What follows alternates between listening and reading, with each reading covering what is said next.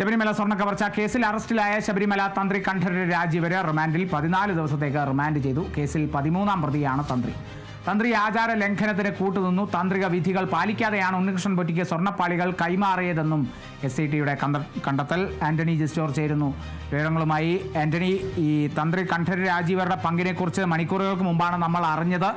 ചോദ്യം ചെയ്യൽ ഏറെ നേരം പുരോഗമിച്ച ശേഷം, മണിക്കൂറുകൾ നടന്ന ശേഷമാണ് പിന്നീട് അറസ്റ്റിലേക്ക് എത്തിയത്.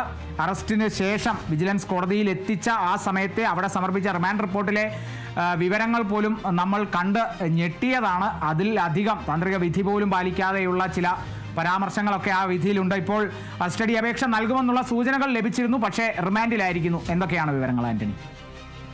തീർച്ചയായും ഇന്ന് രാവിലെയാണ് തന്ത്രി കണ്ഠരര് രാജീവരെ ചോദ്യം ചെയ്യുന്നതിനായി SIT അദ്ദേഹത്തിന്റെ വസതിയിൽ നിന്ന് കൂട്ടിക്കൊണ്ടുവന്നത്. പിന്നീട് രഹസ്യ കേന്ദ്രത്തിൽ ചോദ്യം ചെയ്ത ശേഷം ഉച്ചയോടുകൂടിയാണ് അറസ്റ്റ് രേഖപ്പെടുത്തിയത്. ഏതായാലും ശബരിമല സ്വർണ്ണക്കവർച്ച കേസിലെ ഏറ്റവും നിർണായകമായ അറസ്റ്റാണ് ഇന്ന് ഉണ്ടായത് എന്നുള്ളതിൽ തർക്കമില്ല.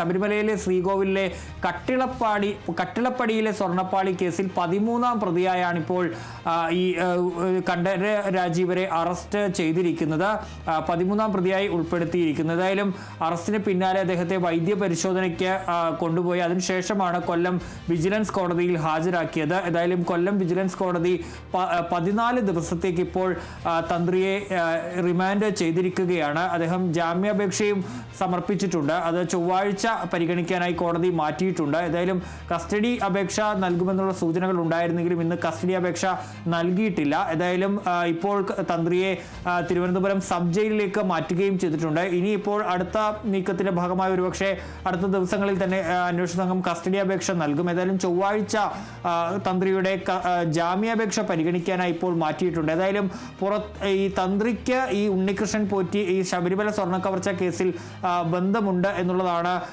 SITയുടെ കണ്ടെത്തൽ എന്ന് പറയുന്നത്. ഉണ്ണികൃഷ്ണൻ പോറ്റിയെ അടക്കം ശബരിമലയിലേക്ക് കൊണ്ടുവന്നത് ഈ തന്ത്രിയാണ്.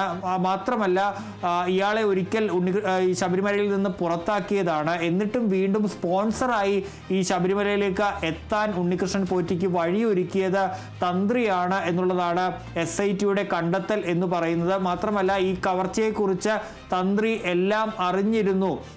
തന്ത്രിയുടെ അറിവോട് കൂടിയാണ് ഇതെല്ലാം നടന്നത് എന്നുള്ള കാര്യവും കൂടി SIT പറയുകയും ചെയ്യുന്നുണ്ട്. അറസ്റ്റ് റിപ്പോർട്ടിൽ പറയുന്നത് ആചാര ലംഘനത്തിന് തന്ത്രി കൂട്ടുനിന്നു എന്നുള്ളതാണ്. ആചാര ലംഘനമാണ് എന്ന് അറിഞ്ഞുകൊണ്ടാണ് ഈ സ്വർണ്ണപ്പാളികൾ ഉണ്ണികൃഷ്ണൻ പോറ്റിക്ക് കൊടുത്തുവിട്ടത്. അതിന് മൗനാനുവാദം ബോർഡ് അത് കൊടുത്തുവിടുമ്പോൾ അതിന് മൗനാനുവാദം നൽകുന്ന ഒരു നടപടിയാണ് തന്ത്രിയുടെ ഭാഗത്ത് നിന്ന് ഉണ്ടായത്.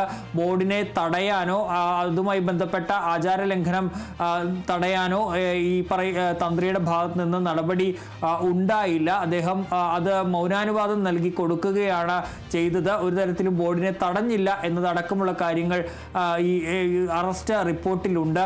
ഏതായാലും തന്ത്രിയുടെ ഭാഗത്ത് നിന്ന് ഇക്കാര്യത്തിൽ ഗുരുതരമായ വീഴ്ച അല്ലെങ്കിൽ ഗുരുതരമായ ഒരു പിന്തുണ ഉണ്ടായിട്ടുണ്ട് എന്നുള്ളതാണ് ഇപ്പോൾ SIT പറയുന്നത്. ഏതായാലും തന്ത്രി നേരത്തെ ഈ വൈദ്യപരിശോധനയ്ക്കായി ജനറൽ ആശുപത്രിയിൽ നിന്ന് പുറത്തേക്ക് ഇറങ്ങുമ്പോൾ പറഞ്ഞത് താൻ ഒരു കുറ്റവും ചെയ്തിട്ടില്ല, ഇത് ഗൂഢാലോചനയുടെ ഭാഗമാണ് എന്നാണ് തന്ത്രി പ്രതികരിച്ചത്. ഏതായാലും ശബരിമല സ്വർണ്ണക്കവർച്ച കേസിൽ നേരത്തെ A. പത്മകുമാർ അറസ്റ്റിലായിരുന്നു, മുൻ ദേവസ്വം ബോർഡ് പ്രസിഡന്റ്. അദ്ദേഹത്തെ പത്മകുമാറിന്റെ മൊഴിയിൽ പറഞ്ഞിരുന്നത് ഒരു ദൈവതുല്യനായ ആൾ ഇതിന്റെ പിറകിലുണ്ട് എന്നുള്ളതാണ്. ഏതായാലും അത് തന്ത്രിയിലേക്കാണ് ഇപ്പോൾ എത്തിയിരിക്കുന്നത്. ശബരിമല സ്വർണ്ണക്കവർച്ച കേസ് ഏറ്റവും പ്രധാനപ്പെട്ട ഒരു അറസ്റ്റാണ്. ആരെയും ഞെട്ടിക്കുന്ന ഒരു അറസ്റ്റ് തന്നെയാണ് ഇന്ന് ഉണ്ടായിട്ടുള്ളത്. അതീവ രഹസ്യമായാണ് പ്രത്യേക അന്വേഷണ സംഘം നീങ്ങിയത്. നേരത്തെ ഒരു തവണ തന്ത്രിയെ പ്രത്യേക അന്വേഷണ സംഘം ചോദ്യം ചെയ്തിരുന്നു. പിന്നീട് അദ്ദേഹത്തിന്റെ പേര് എവിടെയും പരാമർശിക്കപ്പെട്ടിരുന്നില്ല. ഒരു റിമാൻഡ് റിപ്പോർട്ടിലോ അല്ലെങ്കിൽ ഈ SIT ഹൈക്കോടതിയിൽ നൽകിയ റിപ്പോർട്ടിലോ എവിടെയും ഈ പേര് പരാമർശിക്കപ്പെട്ടിരുന്നില്ല. ഏതായാലും അത് മുൻകൂർ ജാമ്യാപേക്ഷ അടക്കം നൽകുന്ന നീക്കം തടയുന്നതിന്റെ ഭാഗമായിരുന്നു എന്നുള്ളതാണ് മനസ്സിലാക്കാൻ കഴിയുന്നത്. ഏതായാലും അതീവ രഹസ്യമായി തെളിവുകളടക്കം ശേഖരിച്ച് ശക്തമായ തെളിവുകളടക്കം ശേഖരിച്ചുകൊണ്ടാണ് ഇപ്പോൾ തന്ത്രി കണ്ഠരര് രാജീവരെ അറസ്റ്റ് ചെയ്തിരിക്കുന്നത്. ഏതായാലും അദ്ദേഹം ഇപ്പോൾ റിമാൻഡിലേക്ക് ആയിരിക്കുകയാണ്. 14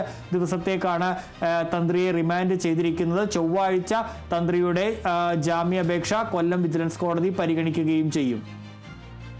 യെസ്, അത് തന്നെയാണ്. ആന്റണി ജെ ജോർജാണ് വിവരങ്ങൾ നൽകിയത്. തന്ത്രപ്രധാനമായ നീക്കങ്ങളിലൂടെ പ്രത്യേക അന്വേഷണ സംഘം തന്ത്രി കണ്ഠരര് രാജീവരെ ചോദ്യം ചെയ്യുന്നതിലേക്കും പിന്നീട് അറസ്റ്റിലേക്കും റിമാൻഡിലേക്കും ഒക്കെ തന്നെ തന്ത്രി കണ്ഠരര് രാജീവരെ പ്രത്യേക അന്വേഷണ സംഘം എത്തിച്ചിരിക്കുന്നു എന്നുള്ളതാണ് ആന്റണി പറഞ്ഞതനുസരിച്ച്. ഇത്ര കാലമായി ശബരിമല സ്വർണ്ണക്കവർച്ച അന്വേഷണം പുരോഗമിക്കുന്ന ആ സാഹചര്യങ്ങളിലൊക്കെ കോടതികളിൽ ഹൈക്കോടതിയിലൊക്കെ തന്നെ റിമാൻഡ് റിപ്പോർട്ടിൻ്റെ രൂപത്തിലും ജാമ്യാപേക്ഷയുമായി ഒക്കെ സമർപ്പിച്ച സാഹചര്യത്തിലോ ഒരു ഘട്ടത്തിൽ പോലും തന്ത്രി കണ്ഠരര് രാജീവരുടെ പേര് എവിടെയും പ്രത്യേക അന്വേഷണ സംഘം റിപ്പോർട്ട് രൂപത്തിലും ഒന്നും തന്നെ തന്ത്രി കണ്ഠരര് രാജീവരുടെ പേര് പരാമർശിച്ചിരുന്നില്ല എന്നുള്ളതാണ് പ്രത്യേക അന്വേഷണ സംഘത്തെ സംബന്ധിച്ച് ഈ അന്വേഷണത്തിൽ നടത്തിയിട്ടുള്ള ഏറ്റവും തന്ത്രപ്രധാനമായ നീക്കം എന്നുള്ളത്. നിലവിൽ തന്ത്രി കണ്ഠരര് രാജീവര് റിമാൻഡിലായിരിക്കുന്നു. 14 ദിവസം പത്മകുമാർ സൂചിപ്പിച്ച പോലെ ദൈവതുല്യൻ അഴിക്കുള്ളിലാണെന്നുള്ളതാണ്.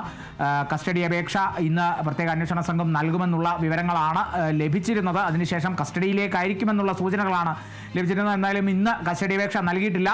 അതോടൊപ്പം തന്നെ ഈ തന്ത്രി കണ്ഠരര് രാജീവര് ഈ കേസിനെ സംബന്ധിച്ച് ജാമ്യാപേക്ഷ കൂടി സമർപ്പിച്ചിട്ടുണ്ട്. ആ ജാമ്യാപേക്ഷ ചൊവ്വാഴ്ചയാണ് പരിഗണിക്കുക. എന്തായാലും 14 ദിവസം റിമാൻഡിൽ കഴിയേണ്ടി വരും തന്ത്രി കണ്ഠരര് രാജീവര്. ജാമ്യാപേക്ഷ പരിഗണിച്ച് തുടർന്നുള്ള നടപടികൾക്കനുസരിച്ച് മറ്റെന്തെങ്കിലും ഒരു തീരുമാനം ഉണ്ടാവൂ എന്നുള്ളതാണ് നമുക്കിപ്പോൾ മനസ്സിലാക്കാൻ സാധിക്കുന്നതിലും ഗുരുതര പരാമർശങ്ങൾ തന്നെയാണ് റിമാൻഡ് റിപ്പോർട്ടിൽ അടക്കമുള്ളത്. തന്ത്രി കണ്ഠരര് രാജീവരുടെ ഈ ശബരിമല സ്വർണ്ണക്കവർച്ചയിലെ പങ്ക് എത്രത്തോളം ഉണ്ടെന്നുള്ളതും ഈ മണിക്കൂറുകളിൽ ചർച്ചയാവുകയാണ്.